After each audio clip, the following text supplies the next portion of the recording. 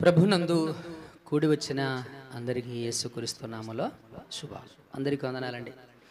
చాలా మంచిది మిత్రులారా. దేవుని మహా కృపను బట్టి దేవుడు ఏర్పరిచినటువంటి మందిరం ఇప్పటివరకు దేవుణ్ణి ఆరాధన చేయడానికి దేవుడు మంచి అవకాశం మనందరికీ అనుగ్రహించాడు. సమయాన్ని మనం వృధాగా పాడు చేయకుండా మన ముందున్నటువంటి సమయం చాలా కొద్ది నిమిషాలు కాబట్టి కొద్ది నిమిషాలు దేవుని వాక్యాన్ని మనం ధ్యానం చేద్దాం.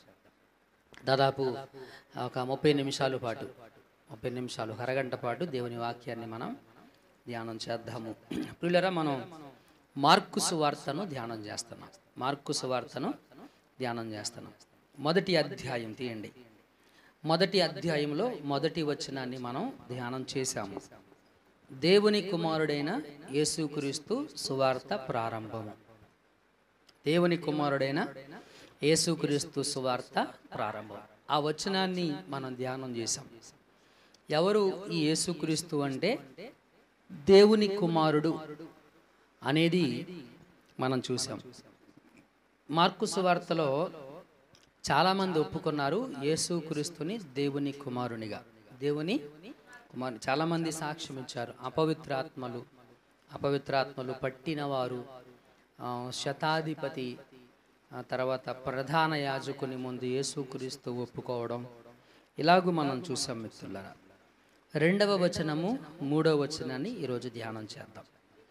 ఇదిగో నా దూతను మీకు ముందుగా పంపుచున్నాను, అతడు నీ మార్గము సిద్ధపరచును. ప్రభువు మార్గము సిద్ధపరచుడి, ఆయన త్రోవలు సరళము చేయుడని అరణ్యములో కేకవేయుచున్న ఒకని శబ్దము అని ప్రవక్త అయిన యేషయా చేత రాయబడినట్టు. చాలు. ఈ వచనాలు మార్కు ఈ వచనాలు ఎందుకు జ్ఞాపకం చేశాడు అని అంటే, యేసుక్రీస్తు కంటే 6 నెలలు ముందుగా పుట్టినటువంటి వ్యక్తి బాప్టిజం ఇచ్చు యోహాను. బాప్టిజం ఇచ్చు యోహానును ఉద్దేశించి పాత నిబంధన గ్రంథంలోనే ఆయనను గూర్చినటువంటి ప్రవచనాలు కూడా ఉన్నాయి. యేసుక్రీస్తుని గురించి ప్రవచన వాక్యం ఎలాగుందో, బాప్టిజం ఇచ్చు యోహాను గురించి కూడా ప్రవచన వాక్యం అనేటువంటిది ఉంది. ముందుగానే చెప్పాడు. బాప్టిజం ఇచ్చు యోహాను తనంతటా తానుగా వచ్చినవాడు కాదు, దేవుని చేత పంపబడినవాడు. మిత్రులారా, సావుకులు ఎవరైనా సరే దేవుడు అధికారం ఇస్తేనే వాడు సావుకుడిగా ఉండడానికి అర్హుడు. దేవుని అధికారం ఉంటుందండి. ఆయన అధికారం ఇవ్వకోకుండా ఎవరు సావుకుడు కాలేడు. అది ఇంపాసిబుల్. అది కాబట్టి దేవుని అధికారము వలన యోహాను అనేటువంటిది భూమి మీదకి పంపించడం అనేటువంటిది మనం చూస్తున్నాం. యోహాను రాసినటువంటి సువార్త మొదటి అధ్యాయం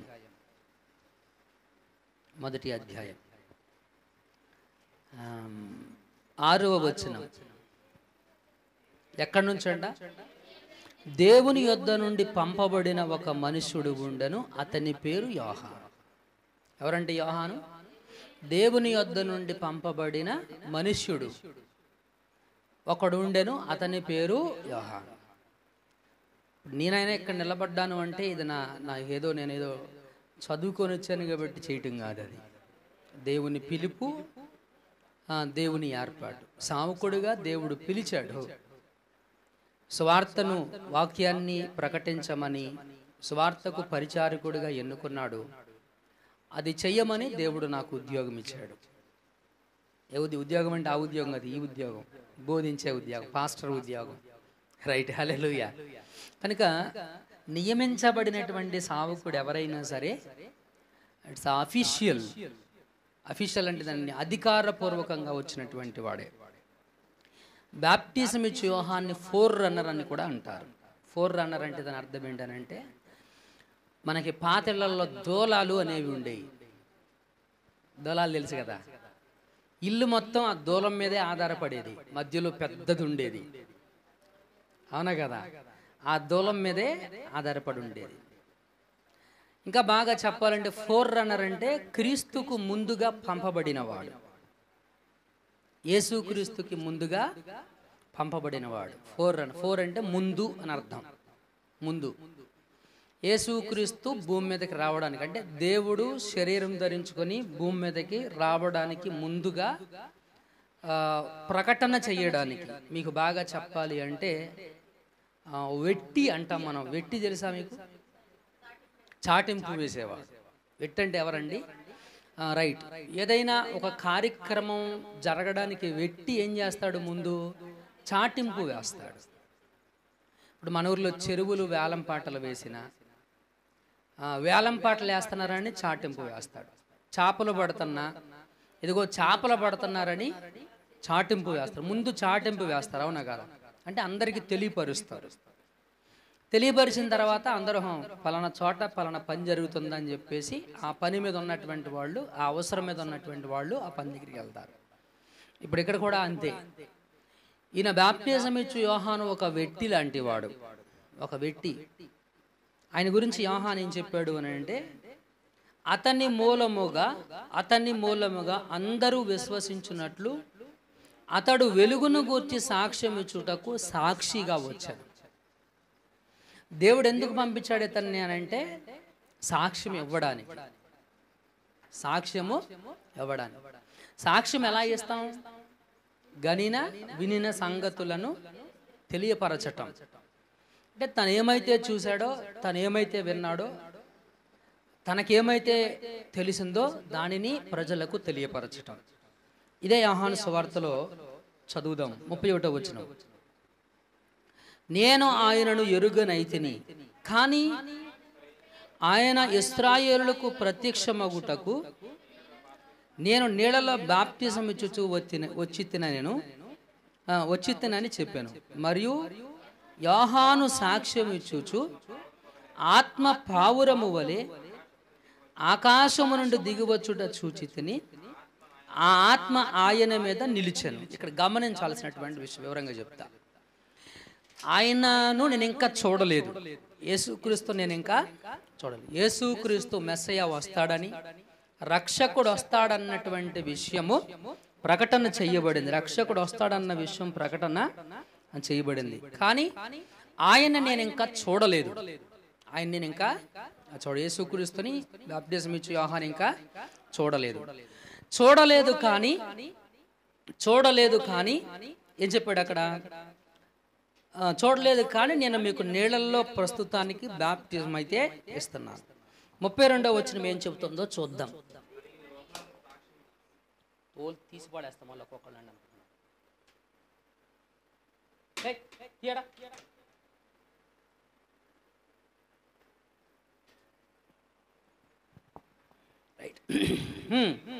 మరియు యోహాను సాక్ష్యం ఇచ్చుచు ఆత్మ పావురము వలె ఆకాశము నుండి దిగివచ్చుట చూచితిని, ఆ ఆత్మ ఆయన మీద నిలిచిన. 33వ వచనం. నేను ఆయనను ఎరుగనైతిని గాని నీళ్ళల్లో బాప్టిజం ఇచ్చుటకు నన్ను పంపినవాడు. ఏంటంట? నీళ్ళల్లో బాప్టిజం ఇచ్చుటకు నన్ను పంపినవాడు. ఎవరైతే ఆయన, ఎవరు పంపారు ఆయన్ని? దేవుడు పంపాడు.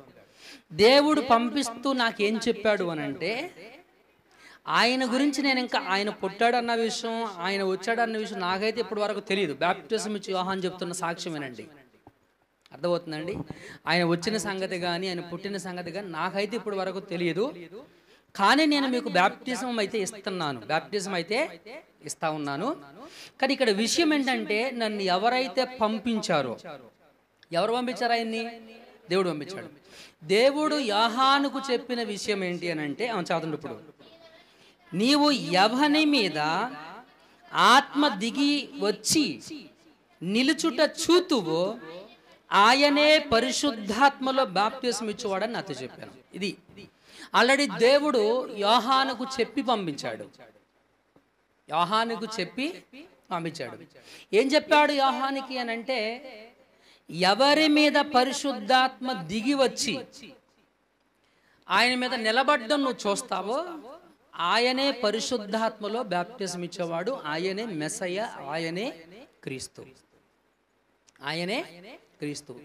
ఈ సత్యము యోహాను యేసుక్రీస్తుకి బ్యాప్టిజం ఇచ్చేటప్పుడు చూశాడు.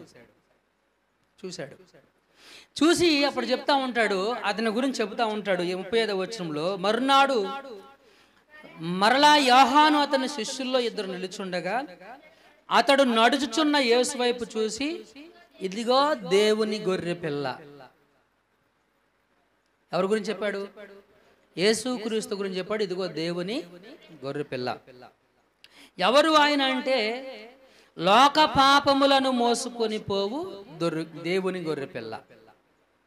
లోక పాపాలని మోసుకొని పోయే దేవుని గొర్రె పిల్ల అని చెప్పేసి శిష్యులను కూడాను యేసుక్రీస్తు వైపు నడిపించడం అనేటువంటిది మనం చూస్తున్నాం మిత్రులారా. హల్లెలూయా. ఈయన పని అదే, యేసుక్రీస్తుని గురించి సాక్ష్యం ఇవ్వడానికి ఈయన వచ్చాడు, సాక్షిగా ఉండడానికి వచ్చాడు. ఎలా సాక్ష్యం ఇస్తాడు ఆయన? ఏం తెలుసని సాక్ష్యం ఇస్తాడు అంటే, దేవుడు చెప్పి పంపించాడు ఆయన. ఎవరి మీదకు పరిశుద్ధాత్మ వచ్చి నువ్వు బ్యాప్టిజం ఇచ్చేటప్పుడు, ఎస్పెషల్లీ పాత నిబంధన గ్రంథంలో బ్యాప్టిజం అనే కార్యక్రమం లేదు. పాత నిబంధన గ్రంథంలో మారు మనస్సును గూర్చినటువంటి బోధ కానీ, పశ్చాత్తాపాన్ని గూర్చినటువంటి బోధ కానీ, బ్యాప్టిజమును గూర్చినటువంటి బోధ కానీ లేదు. ఇది ఎవరి నుంచి వచ్చింది బ్యాప్టిజము అనేటువంటి కార్యక్రమము అంటే, ఈ యోహాను దగ్గర నుంచే, జకారియా ఎలిజబెత్ల కుమారుడైన యోహాను దగ్గర నుంచే బ్యాప్టిజ కార్యక్రమం అనేటువంటిది వచ్చింది. ఈయన బోధ కూడా అదే. ఈయన ఏం బోధించాడు? మారు మనసు పొందండి, మీ మారు మనసు పాప క్షమాపణ పొందండి, పాప క్షమాపణ నిమిత్తము బాప్టిజము తీసుకోండి అని ప్రజలకు బోధించినటువంటి వాడు ఈ బాప్టిజం ఇచ్చు యోహాను మిత్రులారా. కాబట్టి ఈయన ఇచ్చిన సాక్ష్యము చాలా ప్రాముఖ్యమైన. ఫోర్ రన్నర్గా వచ్చాడు అంటే యేసుక్రీస్తుకి ముందుగా 6 నెలలు ముందుగా పుట్టాడు, 6 నెలల ముందుగానే పరిచర్యను ప్రారంభించినటువంటి వాడిగా మనం చూస్తూ ఉంటున్నాం మిత్రులారా. ఇక్కడ గమనించాల్సినటువంటి విషయం, ఈయన గురించి ఏం చెప్పాడంటే, ఇదిగో నా దూతను నీకు ముందుగా పంపుచున్నాను. ఎవరంట ఈయన? యోహాను ఎవరంట? దూత. దూత దూత అంటే ఏంటో? దూత దూత అంటే ఏంటి?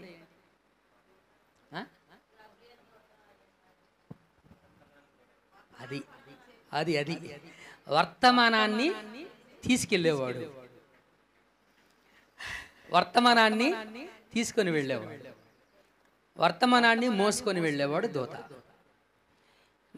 నీ గురించినటువంటి వర్తమానం నీకంటే ముందుగా, నీకు అనే పదం ఎవరి గురించి మాట్లాడుతుంది అని అంటే, యేసుక్రీస్తుని గురించి. ఎవరండి?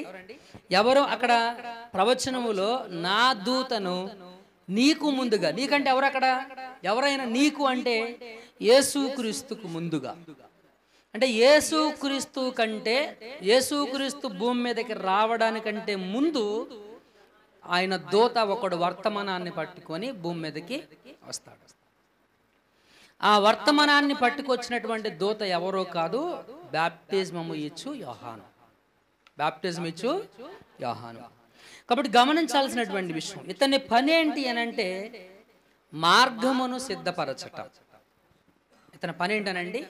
మార్గాన్ని సిద్ధపరచటం, ప్రిపేరింగ్ ద వే, ప్రిపేర్ చేయడం, మార్గాన్ని సిద్ధపరచటమే ఇతని పని. నేను కొన్ని వచనాలు మీకు జ్ఞాపకం చేసేటువంటి ప్రయత్నం చేస్తాను మిత్రులారా. ఇక్కడ పరిశుద్ధ వాక్యంలో కొన్ని వచనాలను మనము గుర్తు చేసుకుందాము. నిర్గమాకాండము 23:20, నిర్గమాకాండము 23వ అధ్యాయము 23వ వచనం. ఎట్లనగా, నా దూత నీకు ముందుగా వెళ్ళొచ్చు, అమోరీయులు, హిత్తీయులు, పెరిజ్జీయులు, కనానీయులు, హివ్వీయులు, యబూసీయులను వారు ఉన్న చోటున నిన్ను రప్పించును, నేను వారిని సంహరించేదను. నా దూత ఏం చేస్తుందంట? ముందు వెళుతుంది. ముందెళ్ళి ఏం చేస్తుంది? హివ్వీయులు, హిత్తీయులు, కనానీయులు వీళ్ళున్న చోట్లోకి మిమ్మల్ని నా దూత అక్కడికి తీసుకొని వెళుతుంది. ఎవరంటే అతను దూత. దానికి సాదృశ్యమైనటువంటి ప్రవచనం ఇది. అసలు మొట్టమొదటి రూట్ ప్రవచనం ఈ 23వ అధ్యాయము నిర్గమాకాండము 20వ వచనమే. నిర్గమాకాండం 23వ అధ్యాయము 20వ వచనం మొట్టమొదటి ప్రవచనం. అది ఏది? బాప్టిజం ఇచ్చు యోహాను గుర్చినటువంటి ప్రవచనం. ముందు ఒకడు వెళ్ళి మార్గాన్ని రెడీ చేస్తాడు. ఇప్పుడు అట్లాగే మనకు ప్రభుత్వం నుంచి ఏదైనా ఒకటి మనకు అమలు జరగాలంటే ముందు ఒకడు వచ్చి ఏం చేస్తాడు? తెలియజేస్తాడు. అప్పుడు ప్రజలందరూ ఒక చోటుకి వెళ్తారు. అవసరం ఉన్నవాళ్ళు ప్రజలందరూ ఒక చోటుకి వెళ్తారు. అక్కడికి వెళ్ళి వాళ్ళ సమస్యలు వాళ్ళు చెప్పుకుంటే, అది రేషన్ కార్డా ఇంకోట అనేది ఏదో వాళ్ళ ప్రాబ్లమ్స్ ఏయో వాళ్ళు అక్కడ చెప్తారు. ప్రాబ్లమ్స్ అనేటువంటి అక్కడ క్లియర్ చేయబడతాయి. హల్లెలూయా. కాబట్టి ఇక్కడ గమనించాల్సినటువంటి విషయం, ఇక్కడ బాప్టిజం ఇచ్చి యోహాను అనేటువంటి వాడు ఒకడు వచ్చాడు. ఎందుకు వచ్చాడు? మార్గాన్ని సిద్ధపరచటానికి. ఏంటి ఆ మార్గము ఏంటి అని అంటే, దేవుని వైపు తిరగాలి. ప్రజలందరూ దేవుడు ఒకవైపు ఉంటే ప్రజలందరూ దేవుని వైపు కాకుండా ఇంకొక వైపు వెళుతున్నారు. దేవుని వైపు కాకుండా ఇంకో వైపు వెళుతున్నారు. ఇప్పుడు ప్రజలు దేవుని వైపు రావాలి. ప్రజలు దేవుని దగ్గరికి రావాలంటే మార్గం ఏంటంటే మారు మనసు, పాప క్షమాపణ. దేవుని వైపు తిరగడానికి మార్గాలు ఇవే: మారు మనసు, పాప క్షమాపణ. ఒకడు దేవుని వైపు రావడానికి మారు మనసు కావాలి, పాప క్షమాపణ అనేటువంటి దాన్ని పొందాలి. ఇవి వచ్చి ముందు ప్రకటించినటువంటి వాడు ఈ రెండిటిని కొత్త బోధ. అక్కడ అంతకుముందు ఎప్పుడు కూడాను ఆ విషయాలను గురించి వాళ్ళు గ్రహించినటువంటి సందర్భం ఎప్పుడు కూడాను లేదు. అంతకుముందు ఎలా ఉంటుంది? కుమారుడు వస్తాడు, మెస్సియా వస్తాడు, దేవుడు భూమి మీదకి వస్తాడు, శరీరధారి వస్తాడు, ఎలాగైనా కుమారుడు అనుగ్రహించబడ్డాడు, కన్య గర్భాన్ని పుట్టాడు. ఇలాంటివి విన్నారు. కానీ మారు మనసు పొందండి, పాపక్షమాపణ పొందండి అనేటువంటి బోధను వాళ్ళు వినడం లేదు మిత్రులారా. వినికిడి అనేటువంటిది వారికి లేదు మిత్రులారా. అందుకని యోహాను దగ్గర నుంచి ఒక టర్నింగ్ పాయింట్ అని చెప్పాలి. యోహాను దగ్గర నుంచి ఏమైందండి? ఒక మలుపు. దేవుని వైపుకి ప్రజలు వచ్చేటువంటి ఒక మార్గం రెడీ అయింది. అక్కడ ప్రజలు దేవుని దగ్గరికి రావడానికి ఒక మార్గం అనేటువంటిది రెడీ అయింది. ఏంటి ఆ మార్గం అని అంటే, మారు మనసు, పాప క్షమాపణ. అంటే మనసుని మార్చుకోవాలి, పాప క్షమాపణను పొందుకోవాలి. ఇక్కడ దేవుడు క్షమించాడు, మనమే పొందుకోవాలి. మనం అడగాలి క్షమాపణ. నువ్వు అడగకోకుండా నీకు క్షమాపణ రాదు. అర్థమవుతుందండి? దేవుడు నా పాపాలు క్షమించేశాడని నువ్వెప్పుడు అసలు పాప క్షమాపణ అడిగిన దాఖలా లేకపోతే మాత్రానికి నీకు పాప క్షమాపణ లేదు. అసలు నువ్వు అడిగావా లేదన్నది నీకు తెలిసిన విషయం, నీ వ్యక్తిగత విషయం. అసలు అది మనం అడగాలి. నేను పాపినన్న విషయం నీకు తెలిస్తే ముందు నువ్వు అడిగితేనే నీకు పాప క్షమాపణ. నువ్వు అడగకపోతే నీకు పాప క్షమాపణ అనేటువంటిది లేదు మిత్రులారా. ఇది కూడా మనం గమనించాల్సినటువంటి విషయం. మార్గము సిద్ధపరచటము. మార్గము. ఇతని గురించి ఉన్నటువంటి మరొక ప్రవచనాన్ని చూద్దాం. యెషయా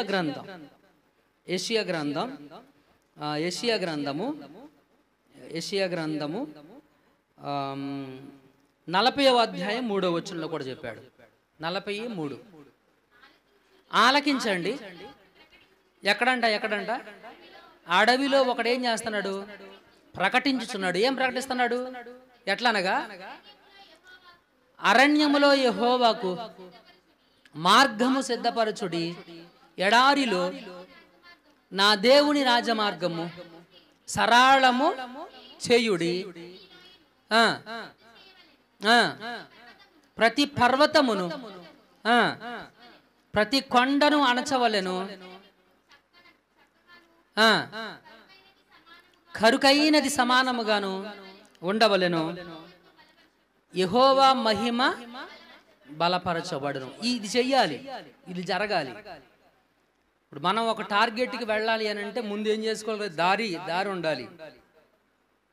అవునా కదా? దారి చేసుకుంటూ రావాలి. కొన్ని సంవత్సరాల క్రితం, 30 సంవత్సరాల క్రితం ఇదంతా అడవి. అవునా కదా? దారి చేసుకొని ఇక్కడికి వచ్చాం. ముళ్ళకంపలు తొక్కుకుంటూ రాలేదుగా. ముళ్ళకంపలు అన్నింటినీ కూడా నరికి పక్కన పడేసి దారి చేసుకుని, నాకు ఊహ తెలిసిన తర్వాత కూడా మోకాటు లోతుని ఉండేది ఇసుక. ఏమంటే అవును కదా? మోకాట్ లోతున ఉండేది ఇసుక. ఈ రోడ్లు ఇవన్నీ ఈ మధ్య పోసినాయి కదా అండి. మరి ఆ ఇసుకలో మనం దారి చేసుకొని మన పశువులు రాగలిగాం, మనం ఇక్కడికి రాగలిగాం. హల్లెలూయా. అందుకని యోహాను ద్వారా మార్గం అనేటువంటిది సరళం చేయబడింది. దేవుని దగ్గరికి వెళ్ళడానికి మార్గం అనేది సరళం చేయబడింది. ఎలా మనము దేవుని దగ్గరికి వెళ్ళగలము అని అంటే మారు మనసు ద్వారాను, పాప క్షమాపణ ద్వారాను. ఏంటంటే మార్గం ఏంటంటే మారు మనసు, పాప క్షమాపణ. ఈ రెండు మనం పొందుకుంటే దేవుని దగ్గరకు మనము చేరగలుగుతాం. అది ప్రకటించిన వాడు బాప్టిజం ఇచ్చు యోహాను. అది మనకు తెలియజేసిన వాడు బాప్టిజం ఇచ్చు యోహాను.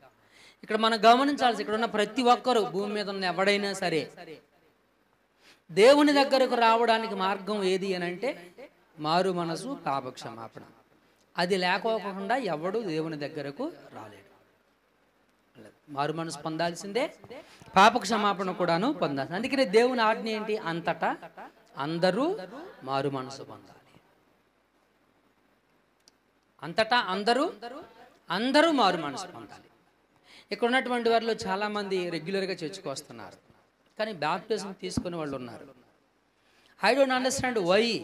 మీరెందుకు అంత నెగ్లిజెన్సీగా, అసలు ఎందుకు మీరు పరిశుద్ధాత్ముడు తన వాక్యం ద్వారా ఇంతగా గద్దిస్తున్నప్పటికీ కూడాను, వాక్యం ద్వారా మీరు యవనస్తులు, కొంచెం వృద్ధాప్యలో ఉన్న వాళ్ళు ఉన్నారు, కొంచెం నడువయసు కలిగినటువంటి వారు ఉన్నారు, ఇది దేవుని వాక్యంగా మీరు ఎందుకు తీసుకోలేకపోతున్నారు? దేవుని ఆజ్ఞ ఖండితంగా మారు మనసు పొందమని మీకు ఆజ్ఞ చేస్తున్నప్పుడు, మారు మనసు పొంది పాపక్షమాపణ పొంది బాప్టిజం తీసుకోవడానికి మీకు ఎదురవుతున్న ఆటంకాలు ఏంటి? ఎందుకు మీరు సంకోచిస్తున్నారు? హృదయ కాఠిన్యమా, లేకపోతే నేను మంచోడిని అయిన తర్వాత తీసుకుందాం అనేటువంటి ఒక పిచ్చి ఆలోచన? గొప్ప విషయం ఏంటంటే మిత్రులారా, దేవుడు మీ మీద ఆరోపణ చేయడంలా, మీరు పాపులని, నువ్వు దోషివని నీ మీద ఆయన ఆరోపణ చేయడంలా. నువ్వు పాపివి కాబట్టి, పాపివన్న విషయం నీకు తెలిస్తే క్షమాపణ కోరు, మారు మనసు పొందు, మనసును మార్చుకో, హృదయాన్ని మార్చుకొని దేవుని వైపు తిరగాలి. అది చేయడానికి నువ్వు ఎందుకు సంకోచిస్తున్నావు? ఈరోజు ఒక యవనస్తుడిగా నువ్వు పరిశీలన చేసుకోవాలి. వింటున్నారా నా మాటలు? యవనస్తులు బిడ్డలు పరిశీలన చేసుకోవాలి. లేకపోతే మీ తాతగారి పర్మిషన్ ఏమైనా కావాలా? మా నాన్నగారు ఒప్పుకోవాలి, మా తాతగారు ఒప్పుకోవాలి, మా పెదనాన్న ఒప్పుకోవాలి. వాళ్ళు ఒప్పుకోలు కాదు నీకు కావాల్సింది, నువ్వు ఒప్పుకుంటే చాలు. అర్థమవుతుందండి? లేకపోతే మా ఆయన బాప్టిజం తీసుకోవడానికి ఆయనలు, భార్యలు, తాతలో, ముత్తాతలో వీళ్ళు కాదు ఒప్పుకోవాల్సింది, అసలు నువ్వు ఒప్పుకోవాలి. నీకుండాలి ఆ యాక్సెప్టెన్సీ. అరే రాజేష్ వెళ్ళి బాప్టిజం తీసుకో అన్నాడంట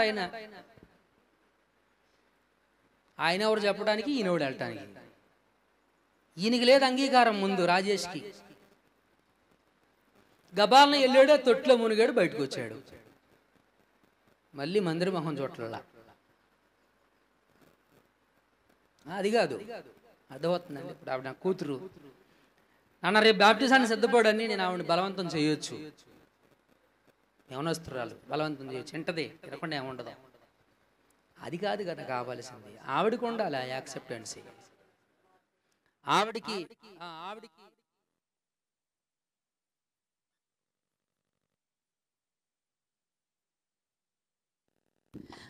ఉండాలి, ఆమె మనసులో ఉండాలి ఆ బాప్టిజంను గురించినటువంటి ఆ ఒప్పుకోలు, పాప క్షమాపణ అనేటువంటిది. కాబట్టి మిత్రులారా, నేను పాపినన్న విషయం ఎలాగోలాగో మీకు అర్థమైంది. ముఖ్యంగా మీరు బాప్టిజానికి ఆటంకం అవుతున్న ప్రథమైనటువంటి కారణం ఏంటో చెప్పనండి. నాకు అర్థమైందని చెప్తున్నాను. నేను మంచోడిని కాదు, నేను పాపిని, అందుకే నేను బాప్టిజానికి సరిపోను. నేను బాప్టిజానికి ఆ సరిపోను అన్నదేదో దేవుని దగ్గర ఒప్పుకోవచ్చుగా. అవును, నీకు అది అర్థమైంది. అర్థమైనప్పుడు నువ్వు చేయాల్సిన పని ఏంటి? ఒప్పుకోవాలి. రాత్రి మీకు మంచి వాక్యం అందించలేకపోయానని నా మనసు ఆరోపణ చేసింది. అటువంటి వ్యక్తులను పిలిచానని నా హృదయం నా మీద ఆరోపణ చేసింది. నేను తప్పు చేశానని నాకు అర్థమైంది. అర్థమయ్యాక నేను ఏం చేసా, పొద్దున్నే వచ్చి ప్రగల్భాలు పలకలు ఎక్కడ ఉంచారు మీ ముందు. నేను అవునా కదా, మీ ముందు ఎక్కడ నిలవబడి నేనేం తప్పు చేయలేదు, నేను మంచోడిని, నేను గొప్పోడిని అని చెప్పేసి ఇక్కడ మీ ముందు ఏం ప్రగల్భాలు నేను చెప్పలా. దానికంటే ముందు నేను చేసిన తప్పిదాన్ని ఒప్పుకున్నాను, క్షమాపణ నేను అడిగాను. ఎస్, నీకు అర్థమైంది, నీలో పాపం ఉంది, నీలో తప్పు ఉంది, నువ్వు తప్పు వ్యక్తివని నీకు అర్థమైంది. దానికి నువ్వేం చేయాలి, నువ్వేం చేస్తున్నావు? ఎప్పుడు నేను పాపిని నీకు ఆ పాపంలోనే ఉంటావా? మరి నీకు ఇంకా ఎప్పుడు పరిశుద్ధాత్ముడు వాక్యం ద్వారా నీతో ఎన్ని సందర్భాల్లో ఇక నీ జీవితాంతం కూడాను, నువ్వు చచ్చిపోయేంత వరకు కూడాను ఈ మనసుతోనే కొట్టుమిట్లాడుతూ ఉంటావా? మనసును మార్చుకోవా? దేవుని ఆజ్ఞను ధిక్కరిస్తావా?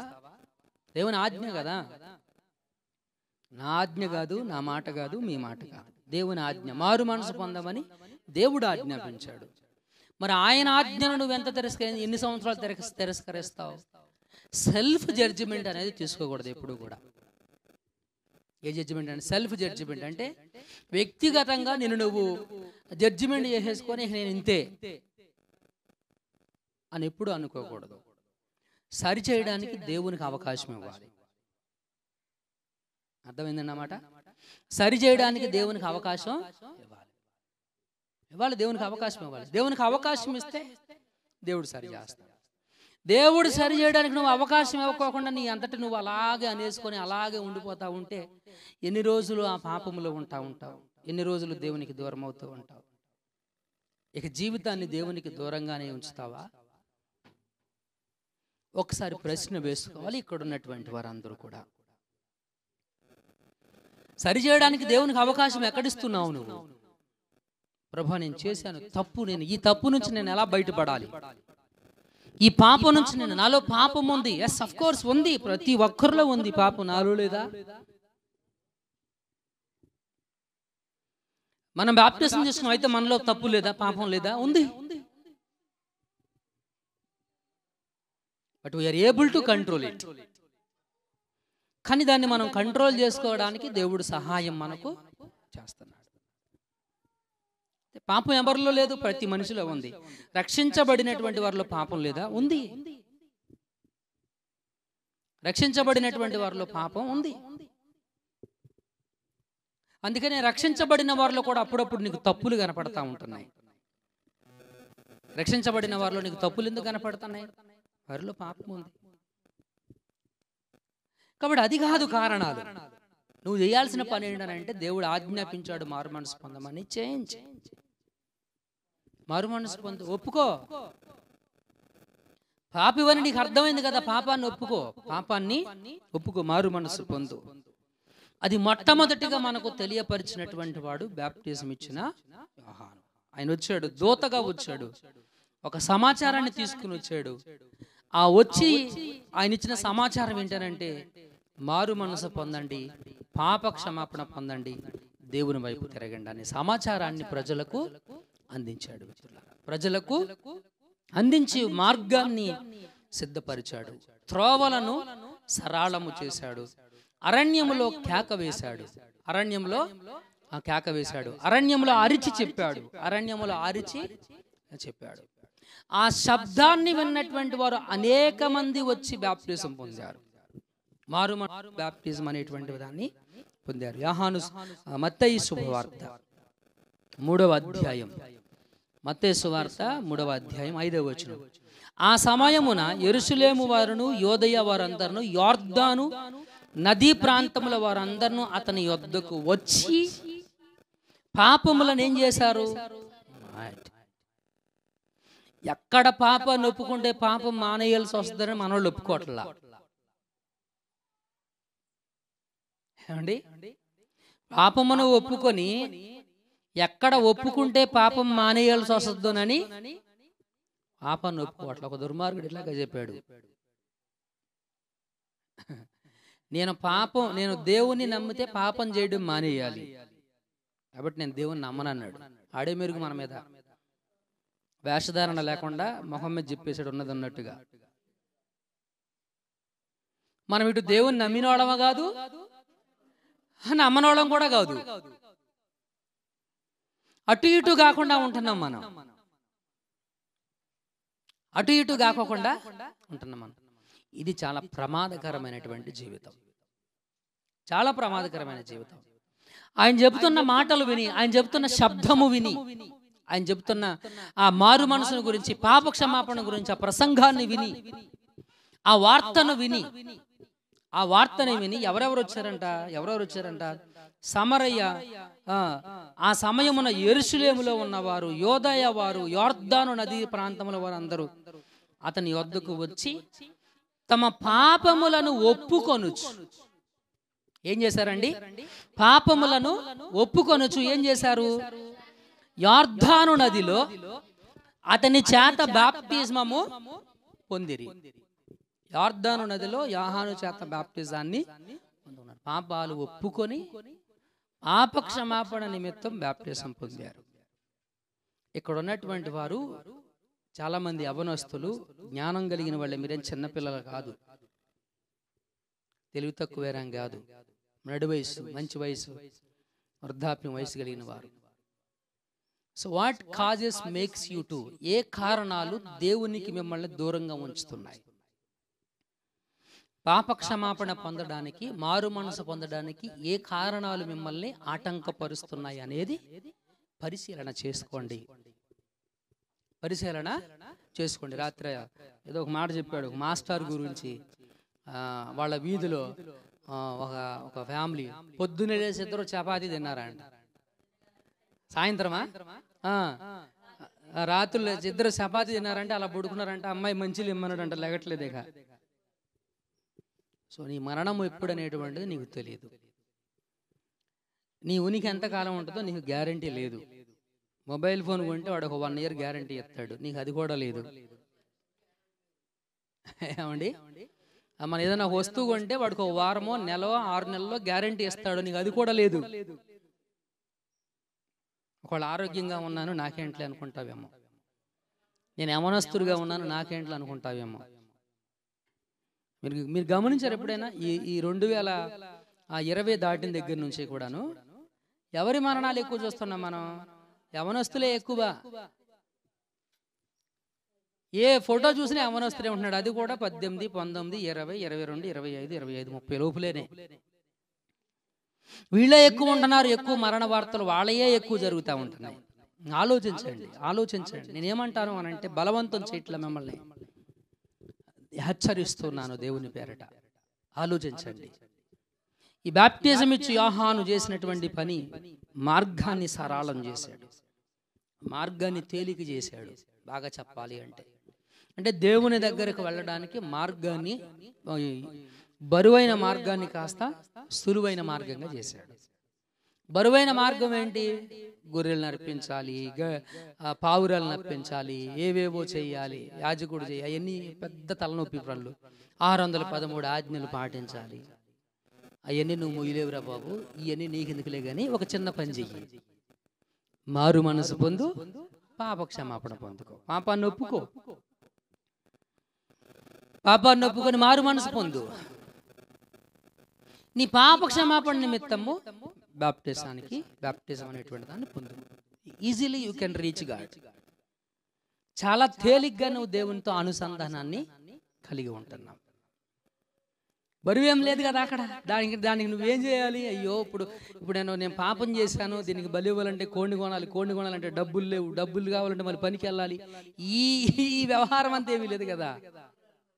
పావురాలు కొనాలి, లేకపోతే ఒక మంచి ఎద్దును కొనాలి, ఒక మంచి గొర్రెపోతును, సంథింగ్ ఏదో కొనాలి. ఆ భారం మన మీద ఏమి లేదు కదా.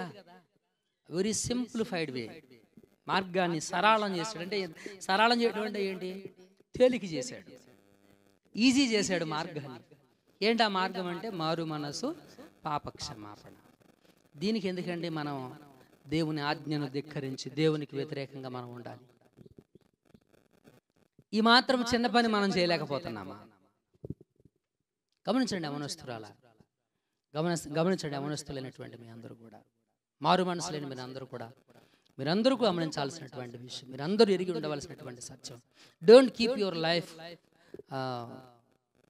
To the God, keep away your life. దేవునికి మీ యొక్క జీవితాన్ని దూరంగా పెట్టుకోవద్దు. ఒక సన్నిహిత సాంగత్యాన్ని దేవునితో కలిగి ఉండండి. క్రీస్తు యేసునందు ఉన్న వారికి శిక్షా విధి లేదు.